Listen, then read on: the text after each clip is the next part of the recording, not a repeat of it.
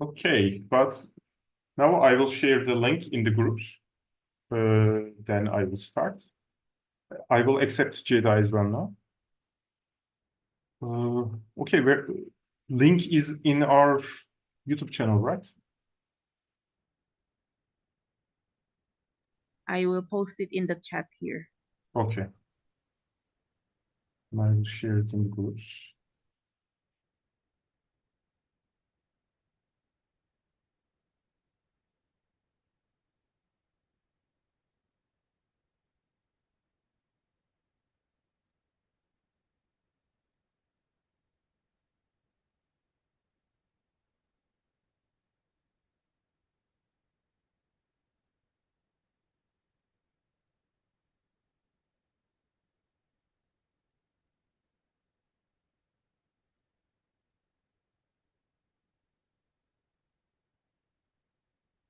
Okay, so welcome everyone.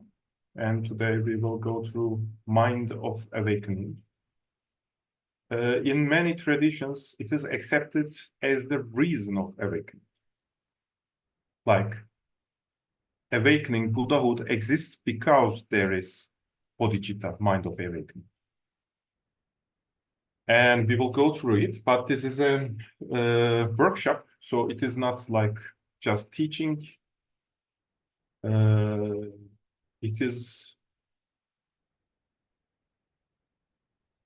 like meditation, like guided meditation a little bit, but feel free to interact, please. Feel free to stop me and ask questions.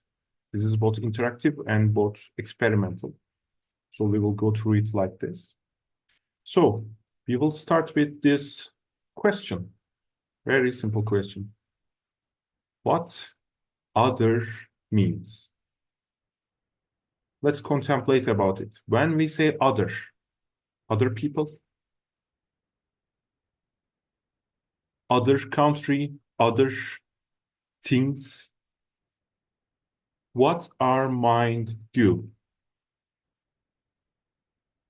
What our mind does when we say other?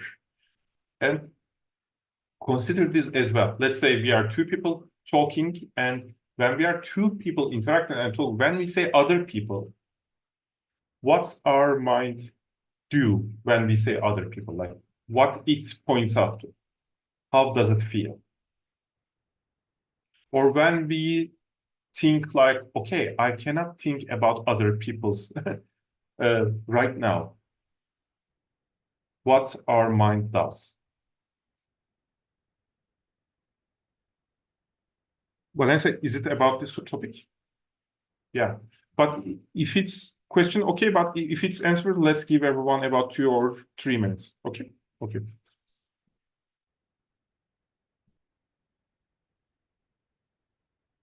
Feel up to this feeling of otherness.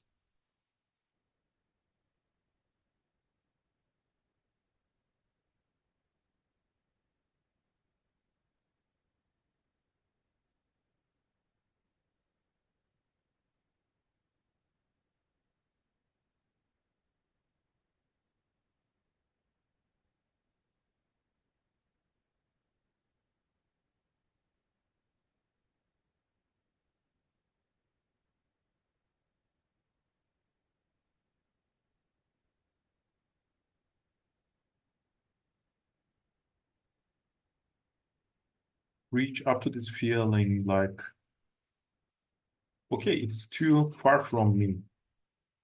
So I shouldn't worry about it. I'm safe now in my bubble. These kind of feelings. This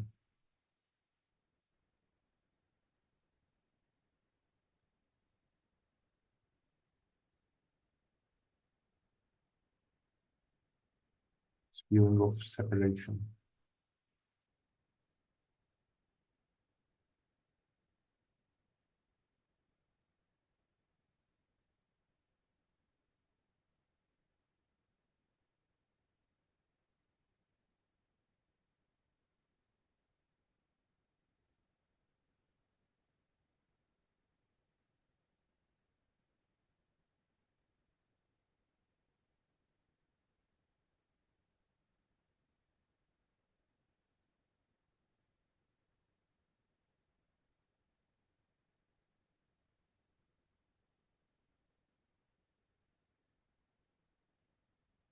So, okay, Valencia.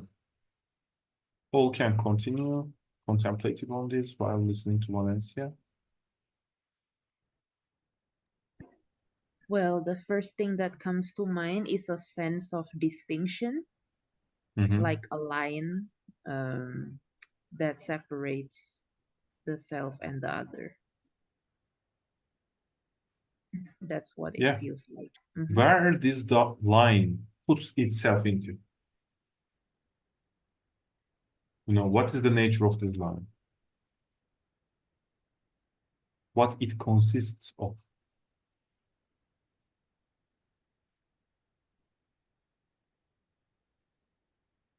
Concepts, ideas, as for where, somewhere outside, it feels like. It feels like So outside. what inside feels like?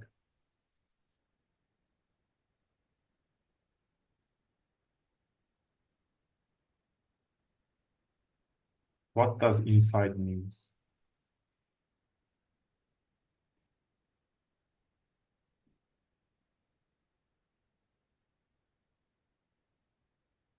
It feels familiar, like me. Familiar, beautiful, Yes. beautiful. Yeah, very important point. Other ideas or thing you want to share or ask? Yes, Tara.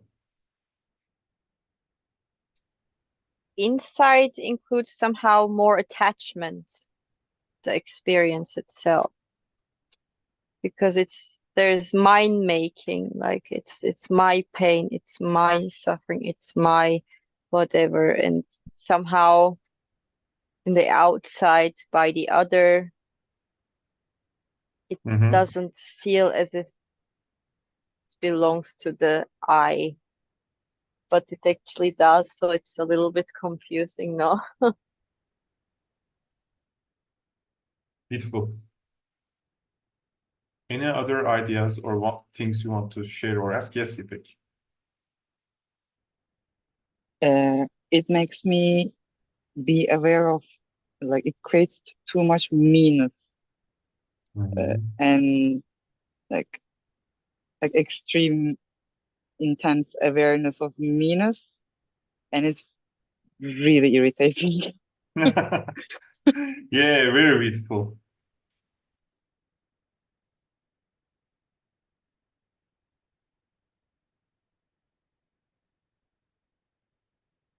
Anything else?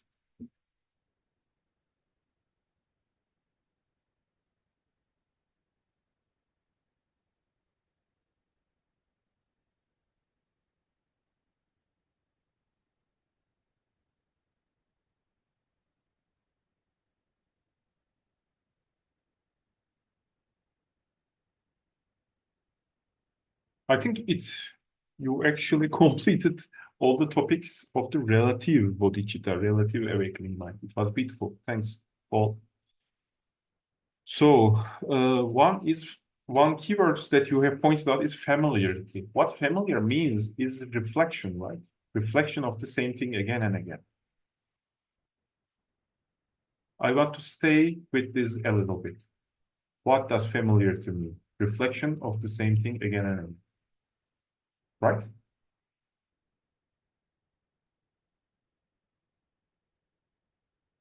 If you are, let's say, always in the familiar place, familiar energies, what does that mean? Reflection and repetition, right?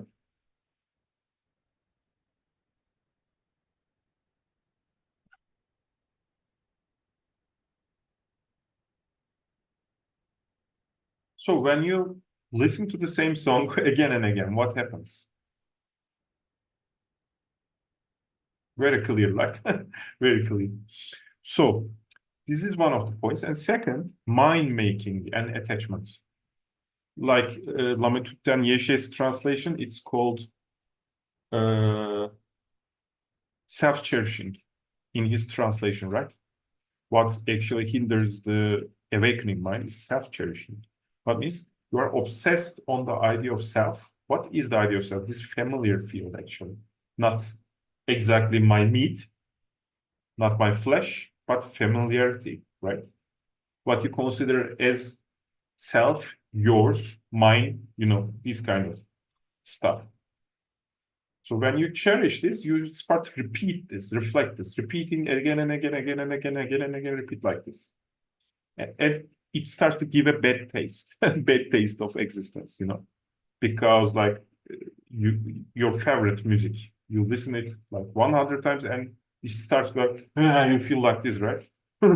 Please save me from this song. So it is the same effect. And third, Ipek actually points out to this irritation, right?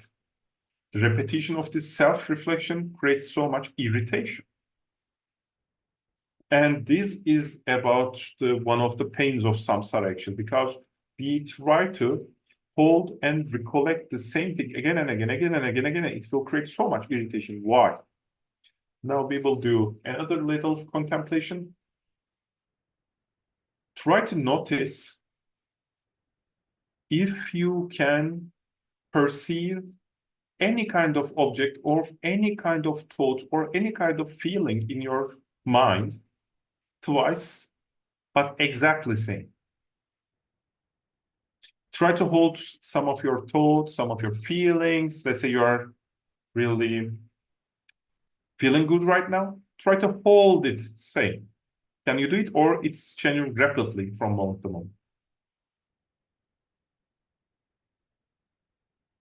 I want to give you a time about this.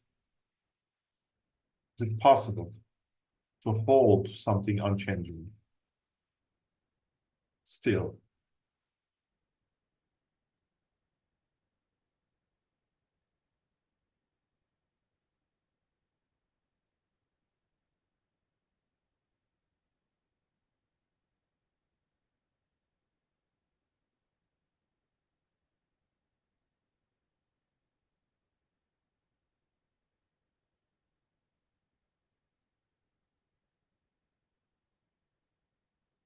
Welcome, Anna.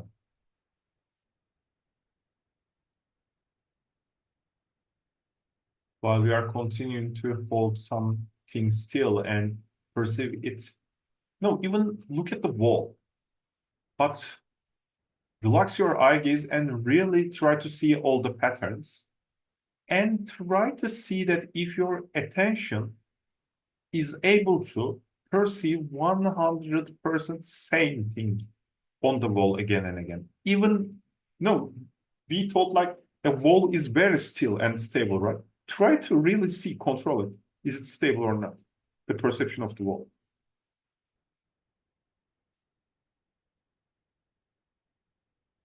Anna, we have gone over the topics of familiarity. We were trying to discover what other means. And because we are trying to discover what other means, we have talked over the topic of the self.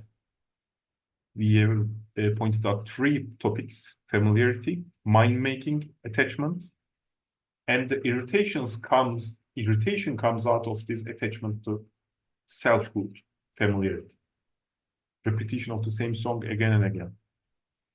So we are trying to see what familiarity means, because familiarity means repetition, and familiarity means reflection again and again of the same thing. We are trying to discover if it exists or not. Can we? Okay, sorry, Anna. Can we see this something in the same way twice, if it's possible or not? So, does anyone think, after all this, seeing something twice in same way, same perception, is it possible or not? Anyone thinks, is it really possible?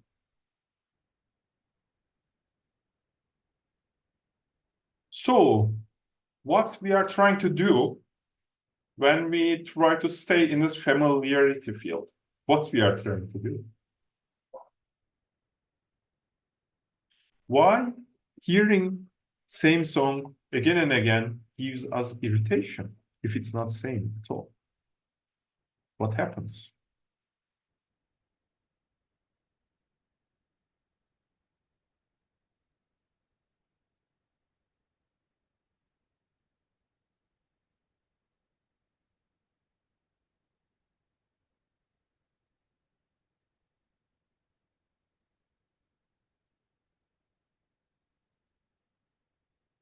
So we are reaching for bullshit.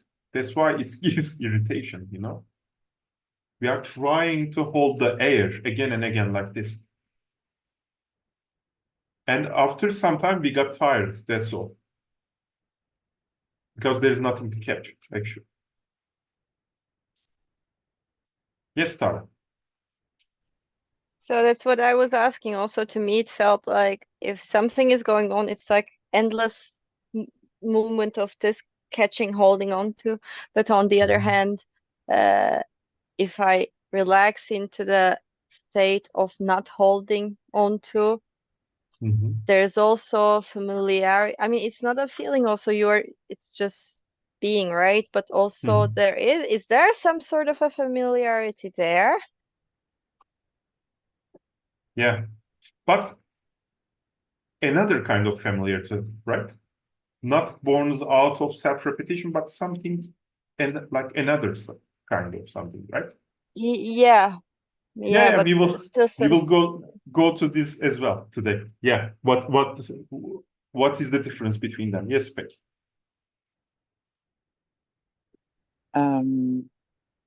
This repetition thing is actually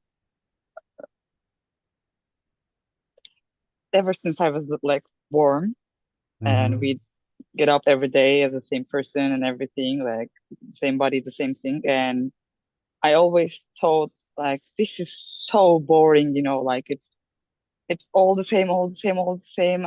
It makes no sense. And so I tried to like adopt and mimic other people's gestures and talking styles and whatever I could like suck into me. And I did all those things, but it always felt like not being content with the vessel you have. Like it's like küfür. I don't know how küfür is said in English. Yeah. But you understand what I mean, I guess. Like it's like a dissatisfaction rather than, yeah, you understand. I mean, how would we discern that? How would we find a balance point in that? Like, how does it fit in this thing? Exactly. There's a problem born out of there, right? If we don't have a stable sense of self now, then we start to repeat others.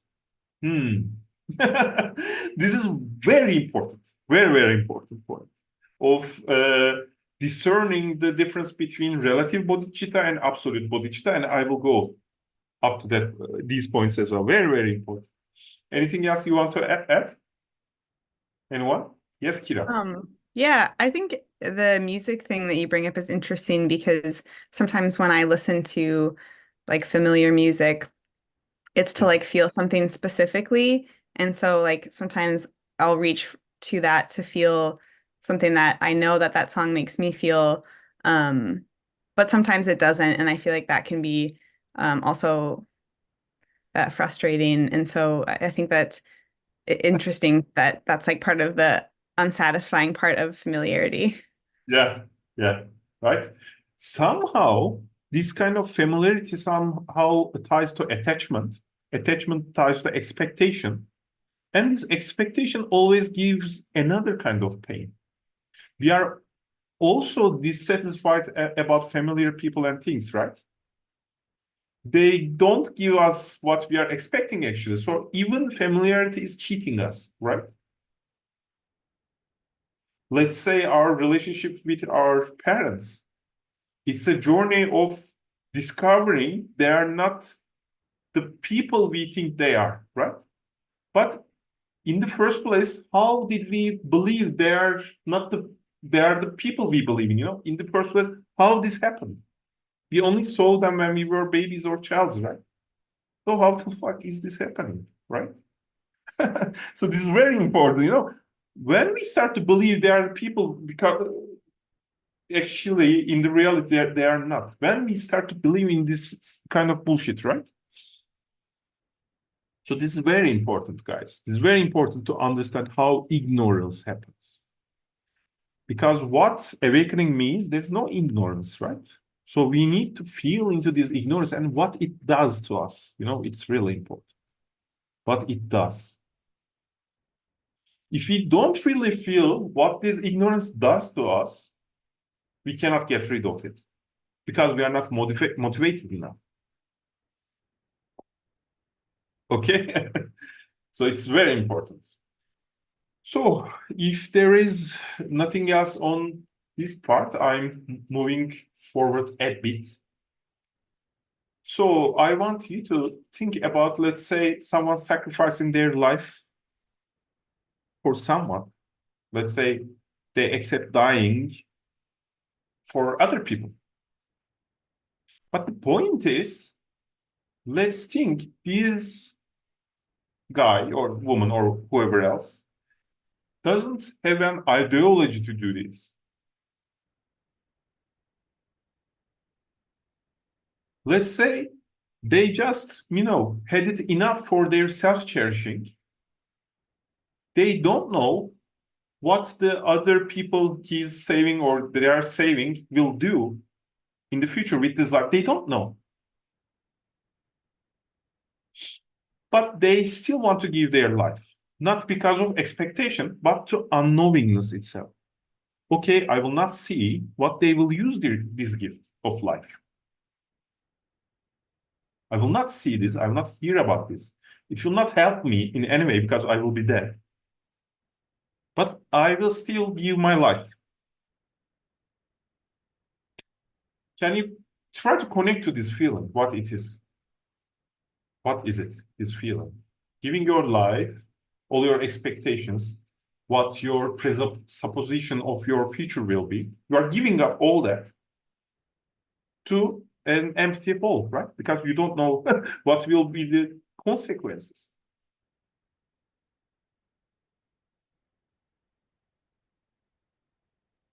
Let's say you are even accepting the potentiality, maybe these people you are giving this gift of life will become serial killers. They will become like Hitler. You are okay with this. You just don't know and you are accepting this. You are just giving this.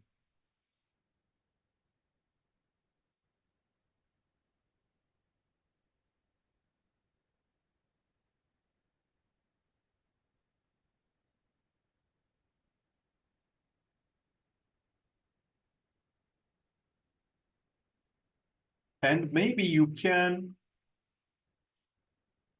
mix this energy with this, you are being kind to someone, you are helping someone because you don't know anything about them. It's so different, you don't know. You are somehow helping these people, but you don't know anything about the outcomes. Like helping a stranger you won't see again in the future. You are absolutely sure of it, and maybe it's not a guy that you would like. It's a little irritating even, But you don't know anything, and you know this. You don't know anything because of it you help.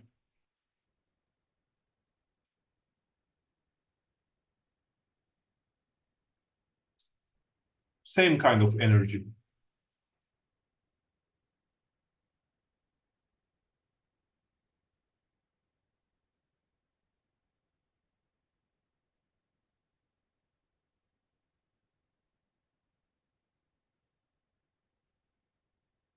So this is actually what sacrifice, the word sacrifice means, right?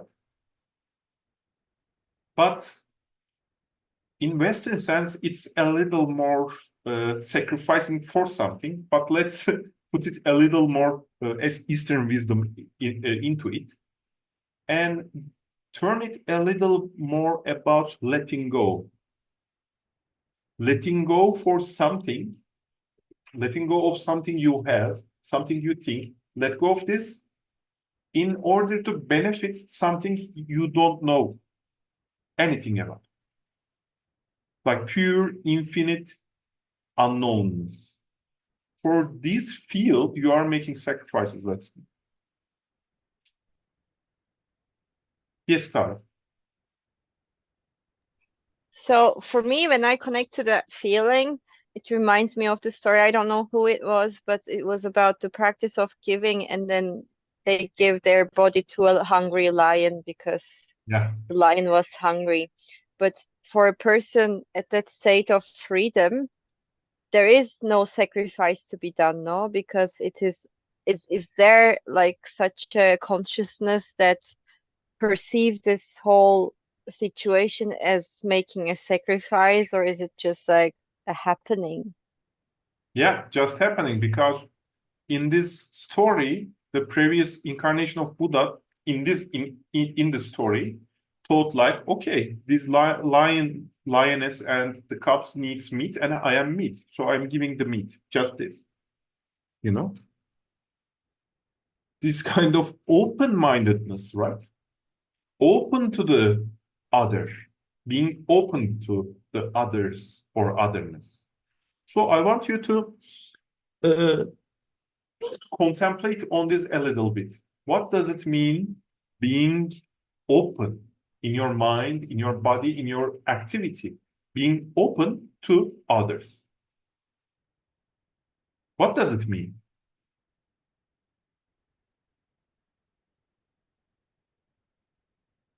What, and how does it feel? Being open your mind for others. What does it mean? Opening your body for others. What does it mean? Opening your activity for others. What does it mean?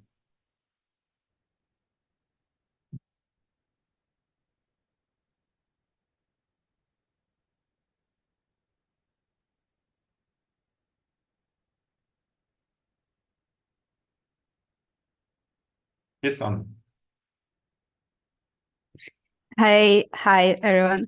Well, regarding this and regarding the previous question about the sacrifice, Yeah. for me, in my experience, how it comes through, like it depends in which kind of, let's say, frequency I am. If I'm in the frequency of love, like there's no really sacrifice because there's no this self-preservation and like mind barriers movement, like not movement, a barrier, because the movement goes with love, and then there is like barrier or boundary making when there is the self-preservation instinct popping in. And the same thing kind of goes with openness. When I look at my interactions with other people, like very often, like, you know, like I see like I'm building a wall, like I'm meeting or talking with someone, but really like there's this energy of like stopping them. But then, yeah, also like when imagining, you know, saving all sentient beings, it feels like, oh my God, that's so much. I don't want to have to deal with all those people. Yeah. But it just feels like, come on, oh, it must be exhausting, really. But then when I'm talking to someone and I'm really interested, really open to what this person is saying, and there's like genuine interest, like there's no boundaries, no walls being built. And yeah, so that's this openness. So when you listen, like there is similar frequency of, you know, the compassion, and like first of all, like really listening comes in, not to reply and build a reply, but just to really be in the experience with the other person. So this how for me it comes across. Yeah, beautiful. Thanks for sharing this. So yeah, it's really relevant to what we are working with here, and I want to share the philosophy of Bodhisattva vows. Anyone who didn't heard it before? Bodhisattva vow. Yeah, Kira, right? Okay. So Bodhisattva vow is a little have a little paradoxical nature to itself. And the Bodhisattva vow is taken by Mahayana practitioners, Mahayana vows, to save all sentient beings. And it's taken after taking refuge in Buddha, Dharma, and Sangha. And because it's traditional, I will go into a little details about this. Buddha means the awakening nature. Dharma, the awakening itself, actually, not like external people. And Dharma means, let's say, the path to this awakening, the teachings about this awakening. or practice of this awakening, let's say. And Sangha is the practitioners of this Dharma, actually. It includes us. When we are practicing, we are part of Sangha. When we are not practicing, we are not part of Sangha. So we are taking refuge in our own practice, actually. So after they take refuge, they take Bodhisattva vows, actually. And it's a little harder, like Anna have described. So I will give an example of Bodhisattva vow. There are variations, but they are generally similar. Sentient beings are numberless. I vow to save them. I will give a little pause between sentences, and I will repeat. Sentient beings are numberless, sentient. So they are sentious, they can feel, they have sensations, and they are numberless. Stay there, numberless. There are no boundaries. Boundaries is boundary. There are no boundaries, so they are numberless. I vow to save them. Second sentence, and it's very connected. Desires are inexhaustible. Desires are inexhaustible. So there is no ending of the reason of the pain of these sentient beings, because they got desire, they got pain, but there's no end to this desire, actually. But I vow to put an end to them, to these desires. Third sentence, dharmas. The dharmas are boundless. Dharma, the teaching of the awakening, is actually boundless. You cannot learn all of it. You cannot complete your learning about the Dharma. I vow to master them.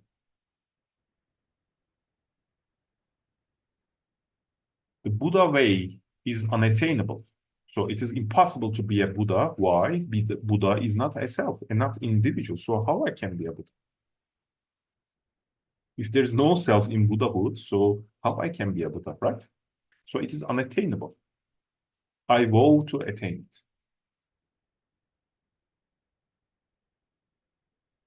So all four sentences are actually paradoxes. I will repeat them again, and I will give you a little bit time to contemplate on it. Sentient beings are numberless. I vow to save them. Desires are inexhaustible. I vow to put an end to them. The dharmas are boundless. I vow to master them. The Buddha way is unattainable. I vow to attain it. Numberless.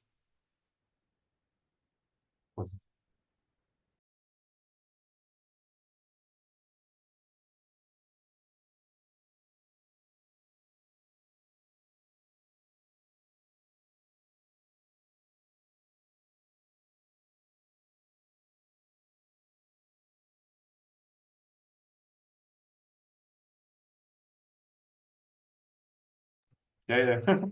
Yes, Vanessa. So somehow, yeah. So try to feel into this wall, not like think. No, we vow to say them all, yeah. So feel into this wall. There are numberless sentient beings, even lizards, snakes, or let's say some microbes in someone else's intestines. You somehow take a vow to save these microbes from this somehow. It's really fucked up if you think about it. But feel into this wall, just feel into this. Try to imagine all these numberless beings. And the desire, the affliction of them is actually inexhaustible. So it's a really hard work for even every single one of them. Very hard work. And the Dharma, the teachings that supposedly save them, are like boundless. So you cannot know when you learn it actually. You know, your medicine is somehow undescribable. You should give them a medicine about this affliction to put an end to this desire, right? This affliction. But this medicine is somehow indescribable and boundless.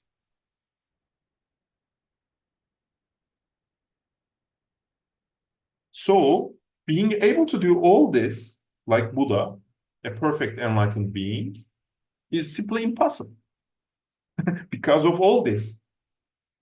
But you vow to do it.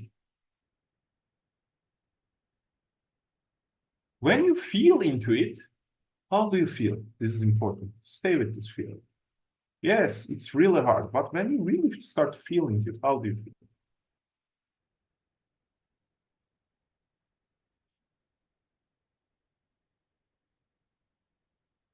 Yes, Tara. So vowing for staying in that duality, isn't it also vowing of conserving this reality of samsara? Because if it be attained, and if it's attained at all times, freeing of the self means freeing of everything. So vowing to save anything and everything is also a part of conserving anything and everything. Conserving, can you repeat that? Because connection was a little buzzy. Can you repeat? I'm sorry. Yes, sure. So like if there's a vow to save all the sentient beings, for example, then I assume that they're all the sentient beings. Meanwhile, in the Buddha mind, I'm free of this attachment, no? So by doing this, taking this vow, I am also taking a vow kind of preserving this kind of a dual reality. No? There it's Exactly. a little Exactly. bit unclear. Exactly. But that's the tricky part. It's required. That's the tricky part. And I will go into detail of how this relative bodhicitta, why it's relative, because it's about relative beings, right? And there is an absolute bodhicitta. And we will go into the connection of this stuff. Okay, how does it feel? Anyone want to share anything about this? How does it feel when we are connected with this kind of wall?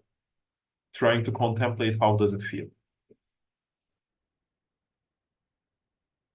The feeling is similar to this kind of giving without any knowing or expectation, right? Because it's simply impossible, and we are putting like impossible amounts of effort. Like what's because Bodhisattva take a wow, like let's say 3 creations, like 3 like billions years of universe, and like 3 creations, they want to take rebirth into, let's say, fucked up realms, you know, like a war in Afghanistan, let's say, you know. They take war to get a rebirth again and again, and just serve, give. But they know all these beings are just illusions actually in their mind while doing this. So they are doing this shit for nothing actually.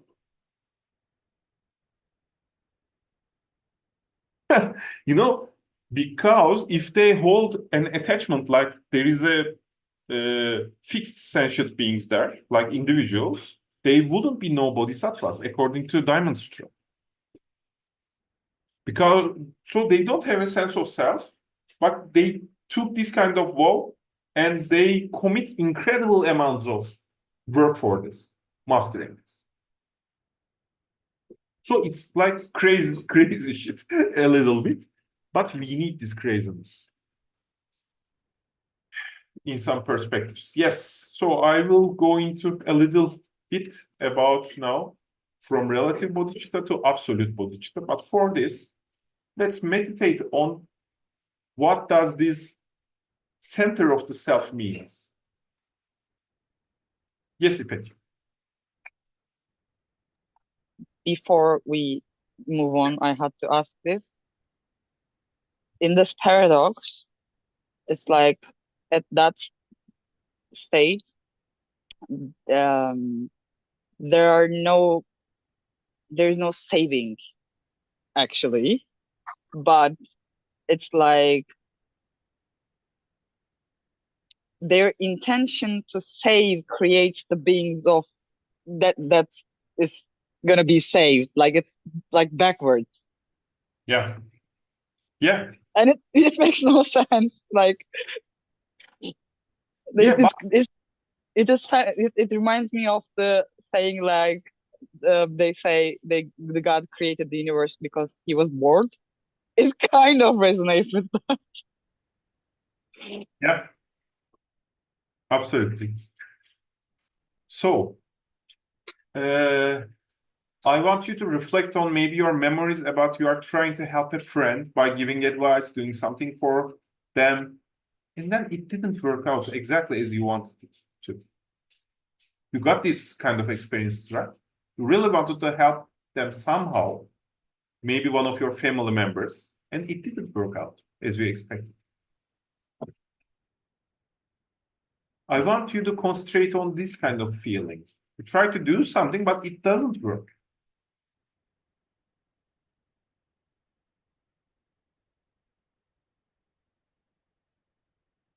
This is actually the beginning point of relative bodhicitta to absolute bodhicitta. But we need to have these kind of experiences at first. You need to somehow try to give some kind of meditation that will liberate someone, and they just don't practice. You know? let's think about it as well. You know, for me, there was experiences like this in the past, but you know, there are infinite variation of this, right? You try to help someone. Let's say you try to help your friend of, let's say, protect them from very toxic relationship, but they don't listen to you. They waste their energy, life on something, right? It just don't. It just can't work, right? Sometimes. Feel onto this. And as you feel into these kind of things, you start to perceive phenomena isn't as simple as it seems to, right? There are incredible complexities that's governing and happening a person, right? Incredible amount of variables governing something, right? It is like impossible to know them all, right? To, let's say the exact right wording, right? To help them, exact right method, exact right thing. But problem increases again. Let's say you save someone from a miserable situation, and you say, oh, I was able to help. Then, let's say, because they were saved from this situation, they changed their travel direction, and in a car accident, they died. Let's say. So what happened? Were you really able to help them or not? How can you know?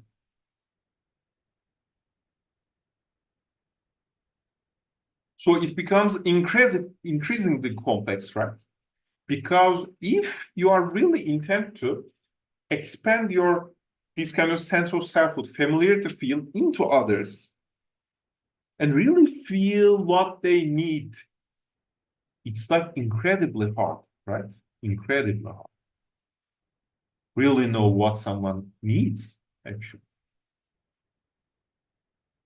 Yes, Tara. I mean, when I take my more recent experiences, for me, it's also having the trust, also the knowledge that the energy flows as it flows. So whatever happens and however the people are deciding and behaving, I go with the assumption that this experience is needed. I don't have to know why. I don't have to know how it will connect to what, but I know somehow that this experience is needed. So I don't have to have the feeling, oh, I need to save someone, or I need to do this, or I need to do that. There's also this feeling of letting go, because knowing that doesn't matter what happens, it can be even the worst things as we describe them or perceive them or name them. There is a reasoning underlaying there. I mean, also if there's a good thing happening, it's not different than the bad thing happening. It's just a polarity of existence. So to me, when there are like range of things I can remember or like feel when I look back into my life, and maybe at some point in my life I would feel extremely frustrated because like, oh, look, I'm trying to help you out here, but it's not working. But right now I don't get any sort of a feeling actually. Yeah, yeah, exactly. But we need a compassion, actually in the first relative bodhicitta compassion. Why? Because we have this compassion for ourselves. No, this is very important to understand. We want happiness for ourselves, right? We don't want to be miserable. So, but this creates self-cherishing. It will create familiarity field vibrate again and again with this compassion. Because we move this energy to somehow make our own self field better, familiarity field better, discomfort field better. We use this energy like this, and it distorts this energy, compassion, because it's vibrating into itself like a loop. Its nature, the true nature of the, let's say, heart, is not like this, is like this, moving to infinity. Why?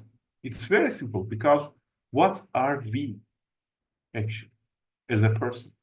We are only here because, let's say, from Big Bang, right? Infinite vibrations interacting with each other to make us. Can we say that we are independently exist because of a power we have? Like, is there anyone can sustain themselves without needing any other thing, like food, water, air? We are 100% interconnected with all there is, right? But somehow, something in our self-cherishing, like wanting happiness for ourselves, make this energy like this and create some kind of a sphere of selfhood, sphere of familiarity, right? And try to focus on it and make it better.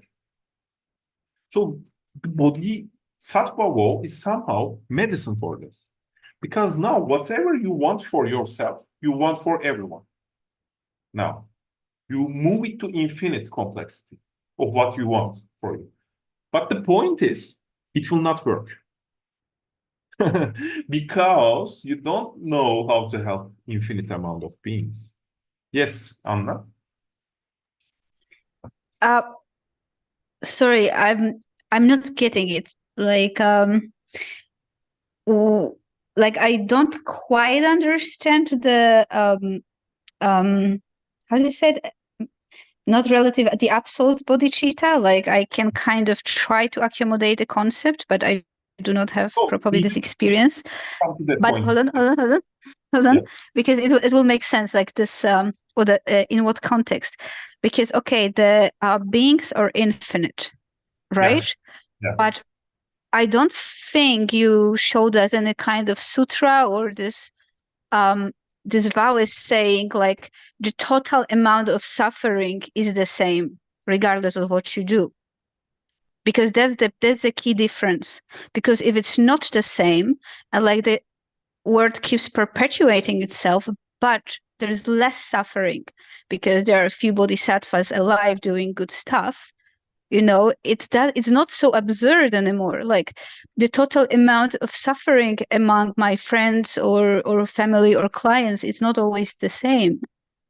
And yeah, so I don't understand like why there's this feeling of hopelessness in all of that. No, there is no feeling of hopelessness, no. But I think the question you exactly asked is not meant to answer it like yes or no, but both. It's same, and also in the same time, it's different. Because when we, this like two truths doctrine in Buddhism, there is an absolute level and there is a relative level. Relative beings work on relative level. Absolute reality is unchanging and unhindered, and nothing can change it. So relative display of light and sound seems like changing in linear time frame. But in the fourth dimension or more, there is nothing changing, but there is fractals interpenetrating into infinity. Your perception might change, but it's just perception. In the absolute level, I am not saying absolute, but absolute rendered into relative level, it seems to your perception changing. In relative level, reality seems to like changing. In absolute level, there is no perception at all. So, but the point is we should operate both of them. We shouldn't but I understand why this is hard, because we are always conditioned to understand like there is one truth. One is more true than other. But in Buddhist sense, it is not like this. It is not valid. There are a lot of different truths valid at the same time. So, as Lama Lena said, it is not a question of or, but question of and. This and this both valid at the same time. Yes, it's unchanging. Yes, it's changing. It's both true at the same time. İpek, and then after that, Valencia. Well, Anna, did it help? I know that it didn't 100% help, but it cannot, because if we are questioning the absolute level, our intellectual mind can't grasp it. It's simply impossible. We can understand it, but it will not satisfy 100%.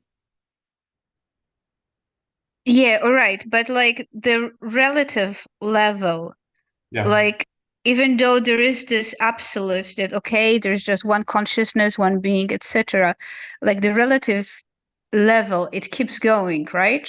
Yeah. It doesn't dissolve when one of small us goes to this absolute level, right? So like What in which perception? In whose perception? Who have this perception of not going away or staying still? Contemplate on it. okay, cool. This is the thing there. Yes, İpek. well, I'm still kind of stuck in the intention of saving actually creates the beings or existence that is going to be saved. Yeah. And with what Anna said, it turned into this in this, how I perceive it, in this like absolute state, it contains all the potentialities, and in the relative state they manifest like in a balanced way. The ones that are going to be saved and the ones that are going to save it, it's like this absolute totality of potentialities manifest like in two parts. Actually, I guess it feels like yin yang right now, what I'm saying, Yeah. or something like that. Yeah, exactly. And then they just keep balancing each other, interconnected or codependent or something like that. And now it feels like the content of enlightenment, or the intensity or potency of enlightened existence, let's say, increases. The suffering kind of also increases in a balanced way, and this feels counterintuitive, but this dynamic keeps creating the expansion, which I have no idea why we are expanding anyways, but that's how it's mapped out in my mind. Exactly. This is why 6 realms are shown as a wheel. Because after, let's say, you create so much merit and expansion and good karma, and you create a God realm, it actually will result with hell realm karma in the end. So understanding the samsara is very important. There is a way to improve the relative truth, but into what end? So this is why understanding about the nirvana perfectly, perfect wisdom, is a requirement for a Buddha, perfect Buddha. This is why they need to be enlightened before saving any being, you know? This is very important. And understanding of nirvana is very, because nirvana is like crashing the computer, you know? It's not like writing better codes or programs. It's like crashing the computer, actually. But it's maybe not like crashing the computer, but crashing the any need for having a better computer. Maybe this is even more true. So computer doesn't mean anything anymore, you know, because you blow out your own reasoning and perception about computer, your intentions about computer. So computer feels perfect now, the way it is. You know, probably in the 80s or 90s, when some people see really bad computers, bad technology, they were like amazed, right? But now we got much more advanced computers, and it doesn't give us satisfaction like this anymore because we used to them. So we need to understand every kind of satisfaction or pain is relative. If we can understand this, we cannot understand nirvana. Because nirvana means getting out of relativity, not getting a better place.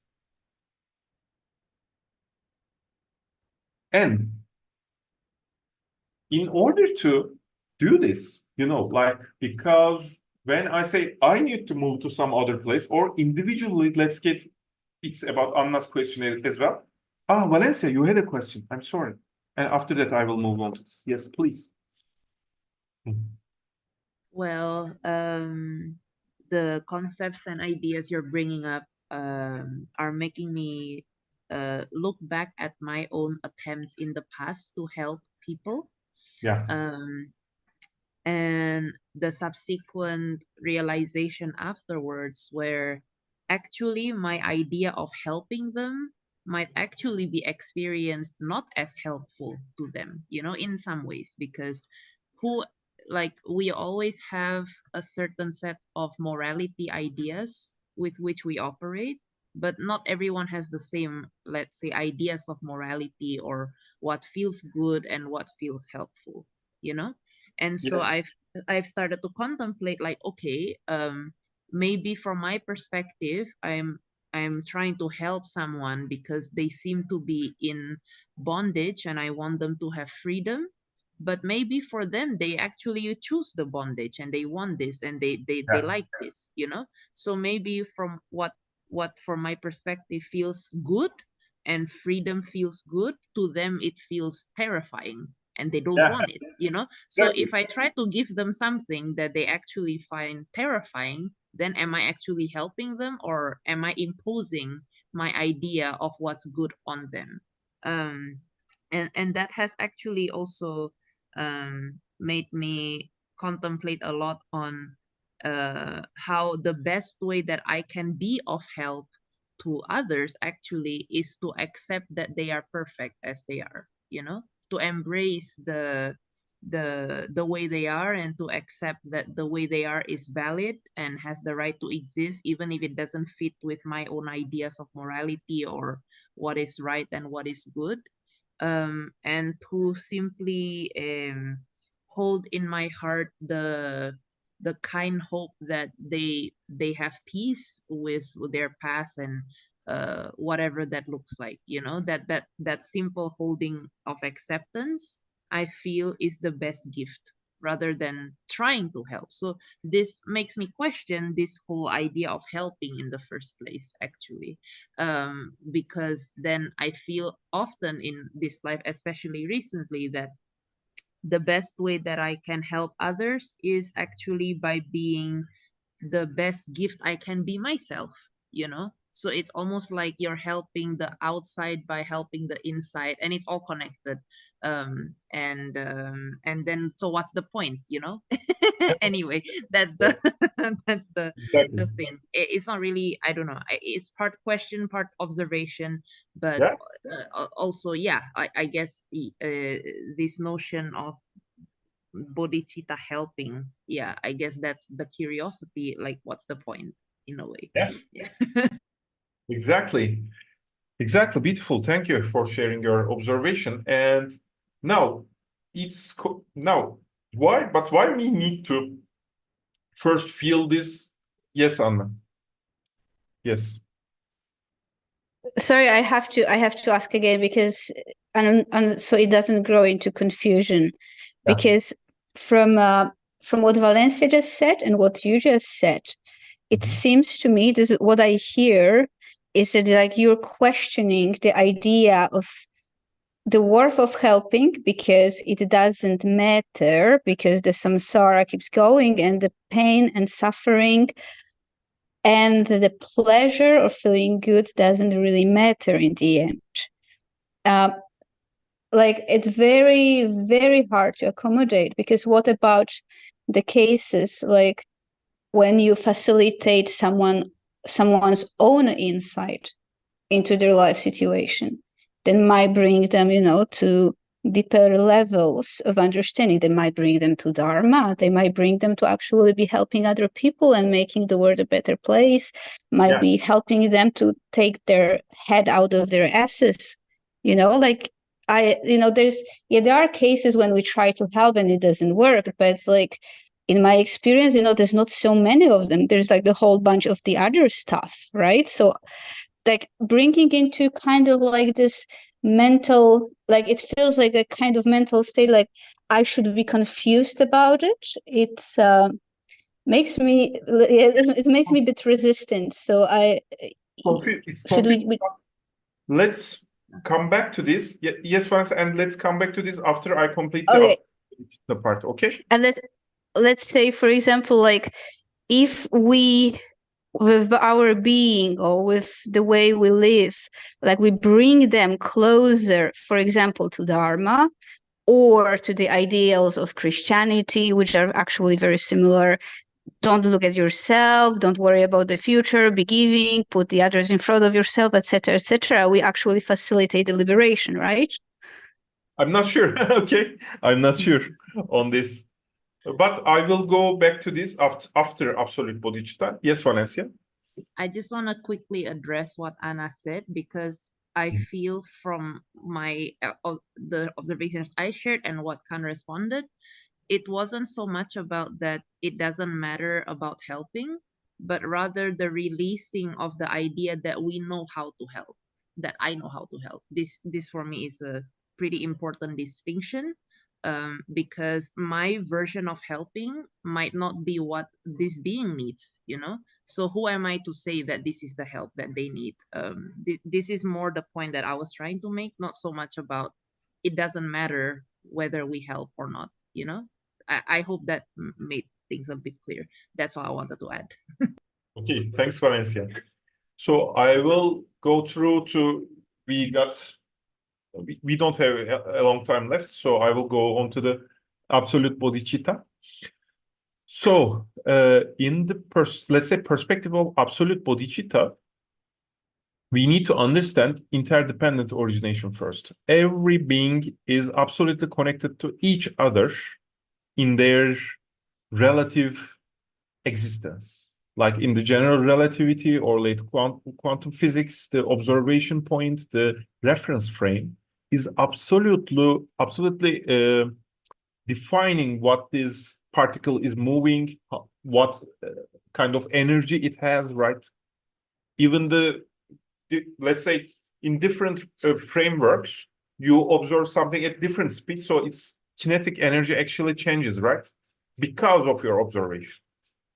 So every movement, every kind of karmic movement and existence dependent on each other.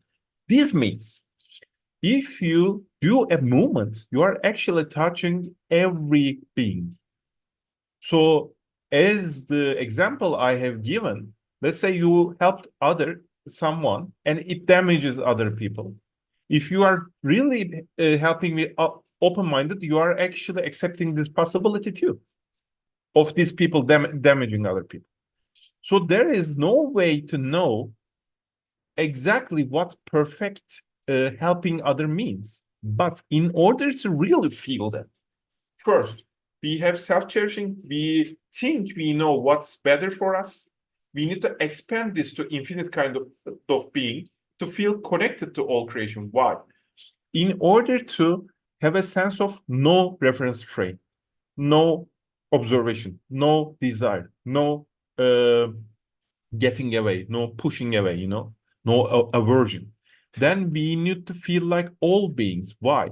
If we feel everything is like a one body, what is the reference frame defining that?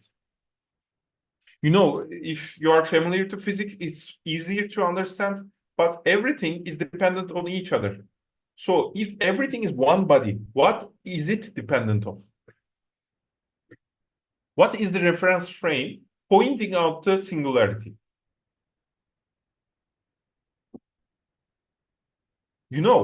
I can show this, I can show this pencil with my finger, right? If we perceive this as one body, then I need other reference frame to point out to this, right? So if every existent being is like one body, connected, what is pointing out to this?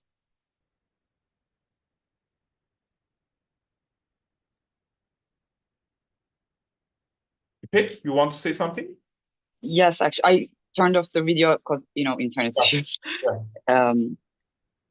Just while I was having this feeling, you kind of, I think, explained similar thing, maybe. I was kind of imagining that there's no one around, not a single living being as we know it, like no human, no animal, no nothing. Mm-hmm. You're just by yourself. You have no interaction or anything. Yeah. But even if nothing comes up, like no one asks me to help them, whatever. Yeah. Nothing to trigger that, but still, all on my own, this help is like integrated in my body. It's already there by itself without any outer trigger or requirement or whatever. Yeah. It's just there. So that kind of resonated with you saying there always one in singularity thing. Maybe it's really... Yeah, exactly. And we cannot like draw ourselves like boundaries and separate, like just pull out ourselves from reality. So individual enlightenment is not possible. So this is the starting point of the answer of Anna's question. Why? Anna said, if let's say someone got liberated, does it liberate all? This question is invalid because there is no self-liberation. This is why the question is invalid. There is no absolute realization in relative reality. So there is no relative beings got liberated. And at this point, we start to understand there is no way of really liberating outer selves individuals as well. There is a liberation of all beings, interconnected and synchronized. And what is the liberation is, this is why mind of Bodhicitta, this infinite compassion, needs to be matched with prajna paramita, but let's say perfection of wisdom, which means that there is no selves existing and all existence is empty of inherent existence. So they are like part of infinite movement or interpenetrative interconnectedness. So when you are looking at something, actually, you are delusioning yourself. Even like, let's say, your attention which chooses the objects and framing them is pure illusion. Because of relative inducement, relative compilement of the reality. So when you merge this both, in order to merge this, and Nagarjuna clearly say this, the wisdom of emptiness should not be given to people without, let's say, great compassion. Why? If they feel connected to all beings, they will be stuck in their own perception of Dharma. Why? Because whatever makes them feel good, they will take this as Dharma. So they cannot really understand the pure, real meaning of emptiness. Because it will be a relative emptiness. It will be like, let's say, not existence of their own suffering, not existence of their own perception. It's not real, this reference frame beyond everything. It's not that. It's only an experience of personal liberation. And it's actually illusion, or sometimes they say half liberation. Because they only understand what is good for them, but they have no self-existence. So what is this Dharma is good for? Like self-liberation. What is the function of this? So they need to have great compassion to all sentient beings, and they need to try this a bit. Like in the Buddhism, 3 eons, let's say 3 creation times, okay, to help these beings with what they understood as pure Dharma, and they will be, they will fail again and again, again and again, again and again, to open up, like Valencia said, what they think is good for all beings, it will get crushed again and again when they try to do this. So they let go of this and just like pure, and when they, maturated the bodhicitta, it will actually give the experience of emptiness. Compassion starts to turn in emptiness because they start to tap into this like connection, but not knowing at the same time. They start to, because they really feel connected to every being, but they start to understand they cannot know what they are in their own perception. So they start to open up their perception to collective consciousness beyond their own selfhood. So awakening starts to happen because they start to step beyond their own boundaries or their own intellectual capacity. And bodhi means you are going beyond of your intellectual capacity. Tathagata means one who goes beyond, always beyond. Now, no boundaries, no ideas. They simply start to go like looping into going beyond, no boundaries, always no attachments, no reflection, no self-cherishing, always moving beyond, always moving to infinity, to unknowingness, infinite potentiality.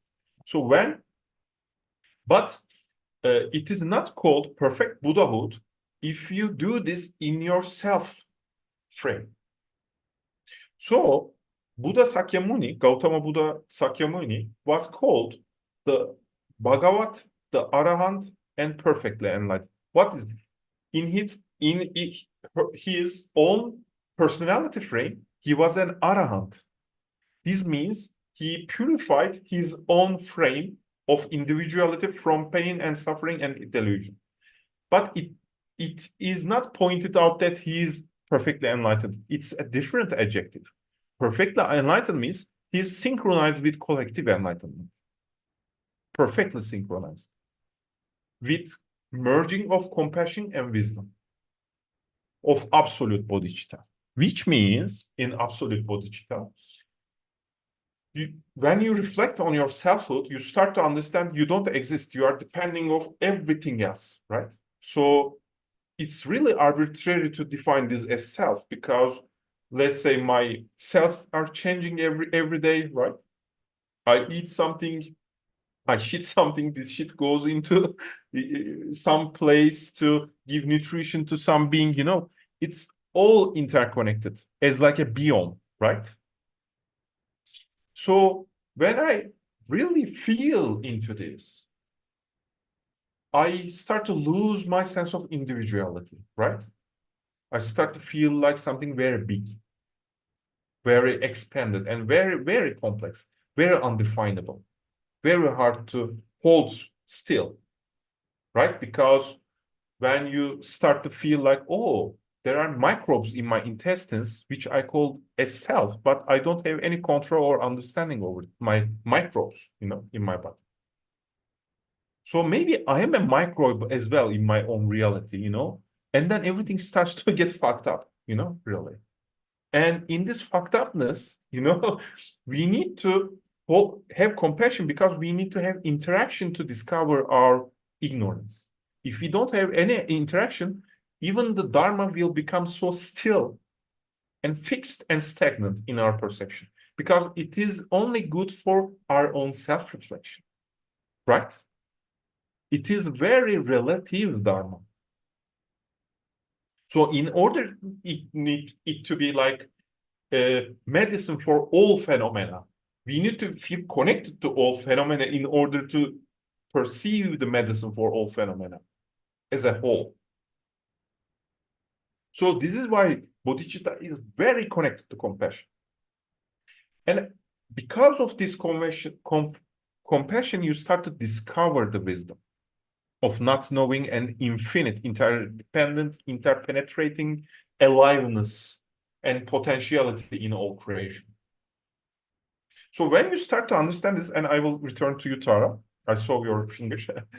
And after this wisdom and compassion starts to merge, everything is one infinite, alive, infinite potentiality, infinite vibrational, and infinite inconceivable, perfectly free mind. Because because let's say I'm only here because of, let's say, my mother. But my mother was only there because she ate a, let's say, orange, right? And that orange was only there because of the sun. But sun was only there because of something else. And if you go to like infinity, it starts to come back. So I'm actually, in some sense, my mother. And I'm my mother.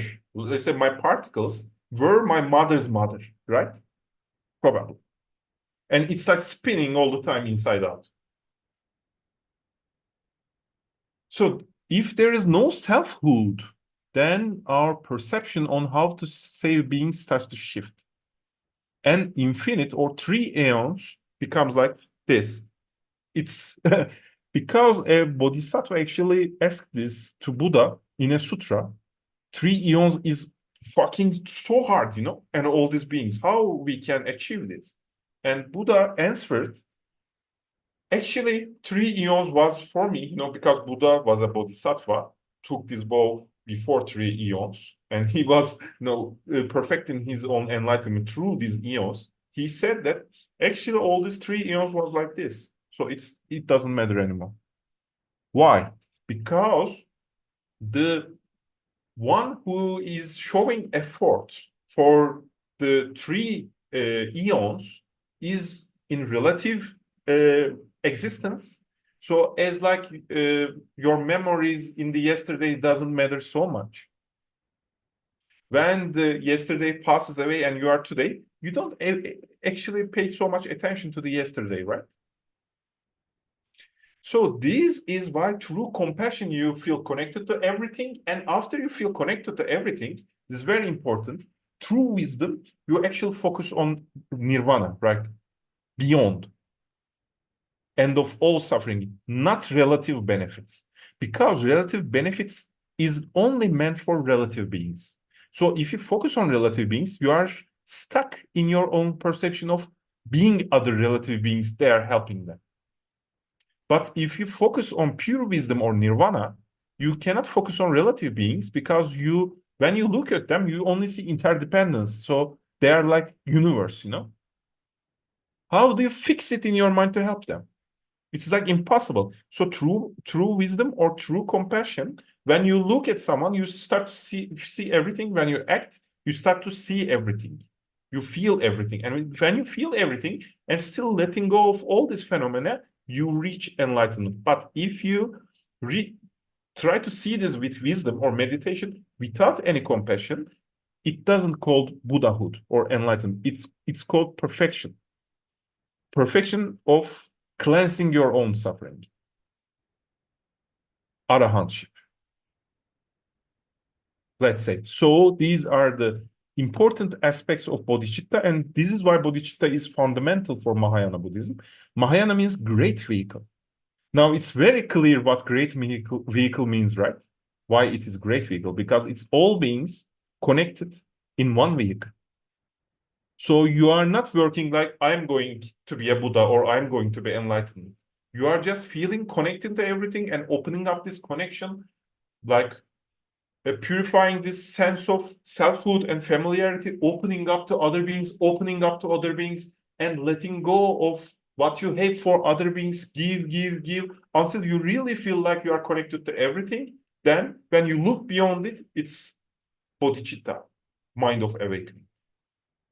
So it is very important to have this compassion to help every being and try to do that without exhausting yourself or become too fixed on your aim.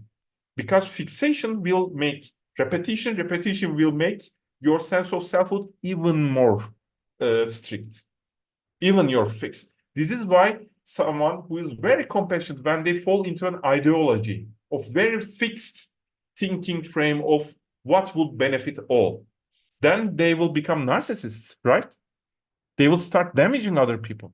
They start as compassionate, but they will start to become narcissists. Because now they start to repeat their imagination of the world as a sense of self. So it's even more delusion.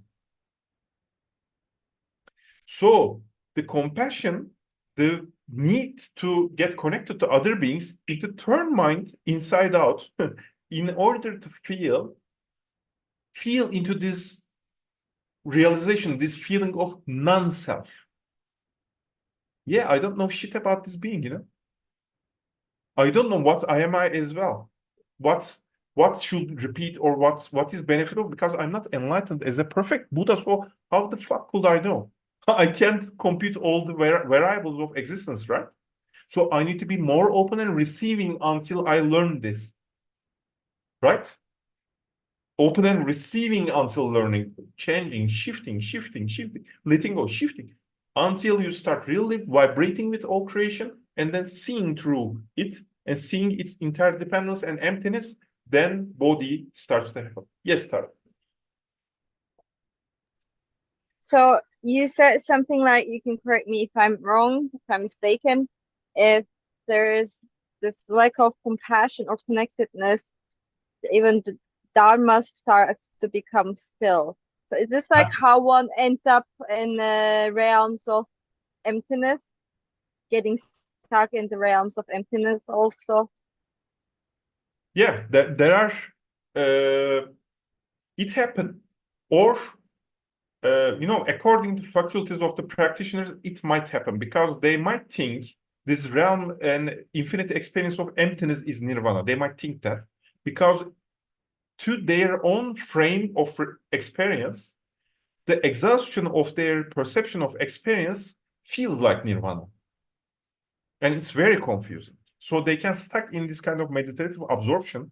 If they are practicing like this in their life, in Buddhism, it's said they will stuck in like emptiness God realms, formless God realms, because their karma is pointing out to that.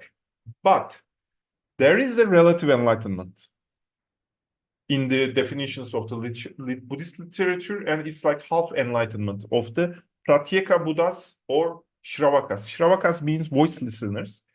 Why it is voice listeners? They listen to some Dharma, they practice it, they perfect, so they extinguish their own suffering, you know. But they do this by holding some kind of view action. So only in the perspective of this view, they are really liberated. But let's say, what happens to other views? Is it universal? It is applicable to every being because they are connected to every being. So what's happening there? You know, it's very hard to convey or put it into words. And there is Pratyeka Buddhas. Pratyeka Buddhas means solitary Buddhas. The point is they actually understood the interdependence perfectly. Interdependent origination, Pratyeka Buddhas. But they don't teach it to others, so their enlightenment doesn't vibrate with every being. In their own perception of infinite complexity, they are able to let go of this perfectly. So this is said solitary Buddhas, and it is said it is half enlightenment. Why? Like half? Let's say I would like to refer to Kaygısız Abdal's words for this, a very, very important Sufi master for me. He defines enlightenment like a sun, which holds infinite amounts of windows. Within every one of these windows, there are infinite suns again, and infinite windows between every single of them. So it is confusing because within every single frame of perception, it's like same perception. But let's say Pratyeka Buddha, solitary Buddhas, is enlightened within one of these. And it is like same as the perfect enlightenment of all this sun. Because we cannot actually separate these two. Yeah, it is very hard to separate these two enlightenments. But because of this one window thing, they call it half enlightenment in Mahayana. And the enlightenment of the Mahayana vehicle is about bodhicitta. Everything is one mind, and its nature is like infinite compassion and wisdom. So there is no individual enlightenment anymore. That selfhood, self-bubble is popped. So they have to like re-experience everything until they reach perfect Buddhahood. Yeah. Yeah, but I don't want to go into this too much anymore. Even more advanced perspective, because I don't have them. So I will just refer to Dzongtsar Khyentse Rinpoche on some point. He said, I don't believe there is an enlightenment. And it's really shocking for an advanced Buddhist master saying this. But if you know how Mahayana works, it's really meaningful why he's saying this. Because when we think about enlightenment, it is in a perspective, right? But actually, perfect Buddha doesn't have perspectives. It's beyond perspectives, right? So where can you really find enlightenment? So it's a fucked up question again. So I think we have gone over the main topics of enlightenment. And Anna, I think on this absolute level, many of your questions are actually answered, right? It's not answered like you can grasp it, but I think they have been hit. What do you think? Is it okay if I try though? What? Is it okay if I try to grasp it, like verbalize it? Not yet, maybe. Let's make it sink about weeks without verbalization. Then we can talk about it. What do you think? Yeah, like maybe you could point me whether I'm going in the right direction or like completely. Okay, so the nature of the thing that you witness when you do pet. Yeah. This nature of it is compassion. Yes or no? Oh, I'm not sure I should be answering this because, but you are talking about disrupting the experience of enlightenment, right? No, I mean like what I don't know whether this is what I experienced. The Dharmakaya, the nature of it is, it has compassion. Yes. Like even if there is no coexisting word appearing, you know, like the other parts. Yeah, like the nature of the womb is compassion anyway. So at the like, so this is the absolute level, right? It's there. It's just there. It's not up to our liking. This is how it is.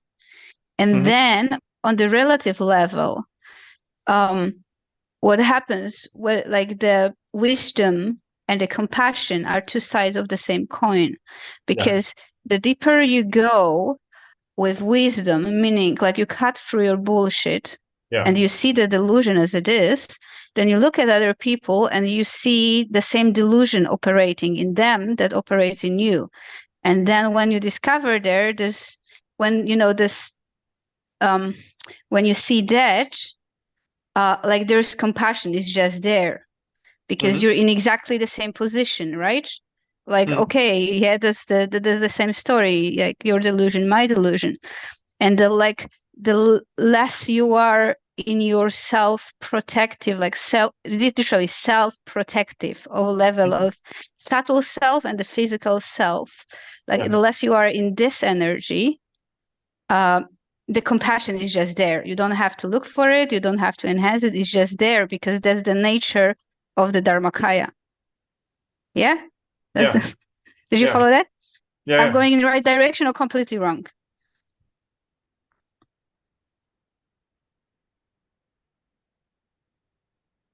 I can't say you are going into right or wrong direction with this, but this, wisdom and compassion is not really intellectualizable.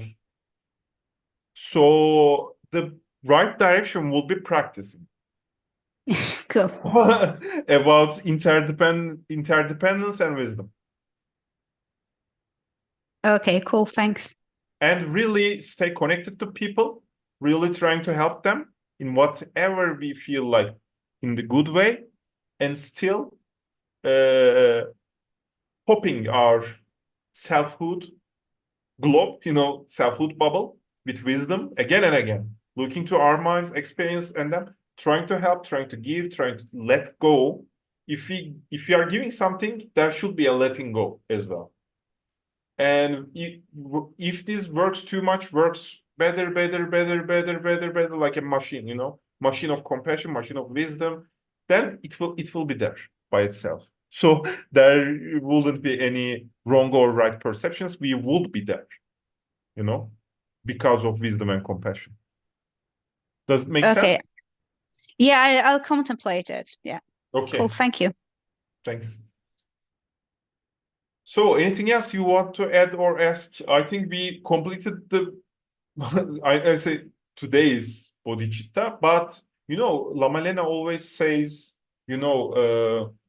let's say Dzogchen. I'm not teaching to Dzogchen, but this kind of, in my view, what Dzogchen means is like realization of reality as it is, And I don't want to go into traditional frame of Dzogchen, but general view of seeing reality as it is, like attaining to the truth, doesn't work without compassion, or doesn't work without bodhicitta.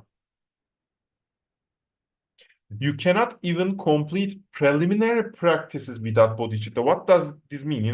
In like preliminary practices, in most traditions, you should do them to benefit other beings. You are actually meditating to benefit other beings. You are meditating on your skandhas, like bodily, experiences and sensations. And while you are contemplating in it, as Shantideva, like the author of the Way of the Bodhisattva, very, very, very important book. He says that a bodhisattva contemplates their own bodily impurities while contemplating other people's bodily impurities as well. You start to expand the sense of self field bigger and bigger while contemplating, practicing. And I think the best way to learn meditation is to meditate to just synchronize with the meditation of all beings. Like finding out a meditation which is same for all beings. This meditation can be taught to all beings like this. And what it is, suchness, right? How reality it is. It's everyone is in it, right? So it should be the higher meditation, right? Doing nothing means everything is exactly like it is. So it is valid for everyone. So it's going into this direction. But in order to reach this, we really should be open to all perspectives or all sensations of other sentient beings. Because if we stuck in our selfhood and try to practice Dharma, and it doesn't need to be Buddha Dharma, I really think I saw this in other traditions as well. If you try to perfect yourself and your perspective or experience, it doesn't work. Like Nagarjuna says, wisdom cannot be taught to people without compassion, because compassion moisturizes the wisdom, he says, you know, like it starts to move, wisdom starts to move with the compassion, you know, somehow. So anything else you want to add or ask, or shall we complete this? So I recommend everyone to focus on bodhicitta, what it is, as we gone through today, put their intentions to help all being actually, and not like beings that I know, no, numberless, and their pain and suffering inconceivable, inexhaustible, you know, no results. And the techniques to help them, you don't know, it's like boundless, you know, and that can you do that? No. A Buddha can do that because he's awakened from all delusions, and I'm not a Buddha, and it's impossible. So I will be a Buddha as well to do that. So this kind of motivation, try to do meditation, and it will work differently, very, very differently. So thanks everyone to be here and share this with me today. And it will be published in YouTube. So thanks for your contributions as well. It's already on YouTube. Yeah, already, but it will be it will be saved, and right, everyone can reach it afterwards. So thanks for being here. See you later.